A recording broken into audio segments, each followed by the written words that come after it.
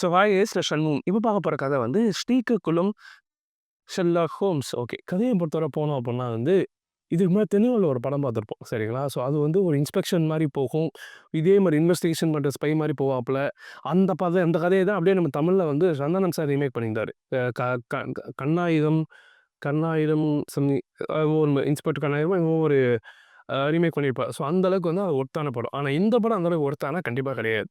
அதாவது இவர் எந்த மாரியான ஒரு இன்வெஸ்டிகேஷன் பண்ணுவார் அப்புட்னா வந்து, இவரோட பேக்ரவுண்ட சொல்லிட்டு போயிருவோமே. இவரோட பேக்ரவுண்ட் வந்து அம்மா, அப்பா.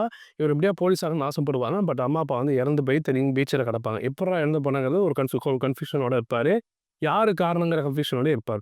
ஸோ இதே சமயத்தில என்ன ஆகும்னா வந்து, பீச் சைட்ல ஒரு பொண்ணு கழுத்தறுக்கப்பட்ட ஒரு உடல் வந்து கிடைக்கும். சரிங்களா?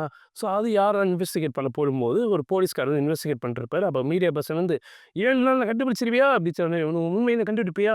உன்னால கண்டுபிடிக்க முடியல. என்ன பண்ணுவ? பதவி விலகுவியா?" அப்படின்னு சொன்னோனே, என் ஆளு ரோசப்பட்டு ரத்த கொதிப்பாகி, "சரிடா 7 நாள்ல விசாரணை பண்ணி குற்றவாளிய கண்டுபிடிக்கிறேன். இல்லைன்னா நான் ரிசைன் பண்ணிக்கிறேன்டா" அப்படின்னு சொன்னோனே, "இந்த ஸ்கீம் நல்லா இருக்கே!" அப்படின்னு சொல்லிட்டு அது மீடியா பர்சன், "சரி வா 7 நாள் சார்ஜ் ஒத்துக்கிறேன்னு" சொல்றாரு.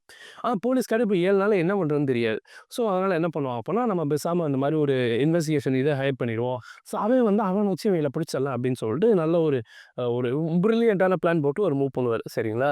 ஸோ கடைசியில கண்டுபிடிச்சாரா இல்லையா அப்படிங்கிறதெல்லாம் கத தாண்டி, நம்மள வச்சு கொரன்னு கழுத்தறுத்த மாரி அறுத்து வச்சிருப்பாங்க. என்னன்னா வந்து, இவன் போய் கண்டுபிடிக்கிறதுலாம் இருக்காது. இவங்க தான்டா 7 பேரு அப்படின்னு சொல்லி 7 பேர கூட்டிட்டு வந்து ரூம்ல உட்கார வச்சுருவாங்க. ஒண்ணா உட்காரப்ப அதுவும் கிடையாது. ஒரு ஆளா வருவாய்ங்க. ஒரு ஆளா அவன் அவன் டெர்ம் ஆஃப் ஸ்டோரி சொல்லுவாய்ங்க. நம்ம ஆளு வந்து, ஆமா இதுதான் நடந்திருக்குங்கும்போது அவரு அனலைஸ் பண்ணுவாரு. கடைசில கிளைமாக்ஸ் எல்லாம் கொண்டு போய் பார்ப்போம் அதுவும் கிடையாது. அதுவும் இவராவே ஓரலா சொல்லி இத தான் நான் கண்டுபிடிச்சேன்னு சொல்லி முடிச்சுருவாரு. இதெல்லாம் விஷுவலா பார்க்க வேண்டியதுடா. நீ எதையெல்லாம் காதுல சொல்லணுமோ, அதையெல்லாம் கதையா எடுத்து வச்சிருக்கடா.